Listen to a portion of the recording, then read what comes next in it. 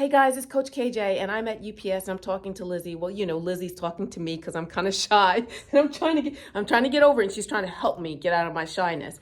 But as we were talking, we are just talking about busyness and being focused. And I said, look, for some odd reason, like these days, I'll say, oh, I'm gonna do something, and then 15 seconds later or a minute or two later, I go to do it, and I'm like, oh shoot, what was that? And I said that was old age. Well, sort of moving towards old age. But Lizzie, this young, amazing, beautiful lady, gave me another explanation for what that kind of forgetfulness could be. Yeah, we're just too busy. We just have too much stuff to do that's taking our attention. We have something here, we have something there. We got family that needs us. Oh no, our car broke down, And we're trying to basically prioritize that. But the thing is, at the end of the day, you can't really prioritize that unless it's basic needs.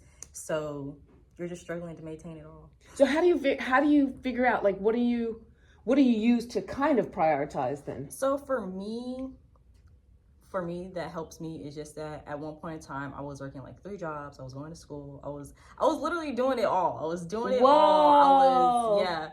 So for me, I was just like, well, how much can I make and be able to sustain all that without having me being overworked and all of that stuff. So once I figured that out, it really cut back on my hours and how much time I was spending on other things, and then I could redirect that to something else. So did it give you, cutting back, did it give you a greater sense of who you are, like help you? Well, it was more like I already knew who I was. I've always had a pretty good sense of self. It was just more that I hear that. I heard that when I walked in and you were like, Kelly?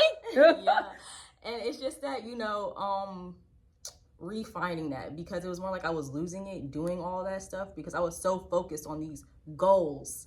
And I'm not saying that there's anything wrong with having goals. Have goals. I have goals.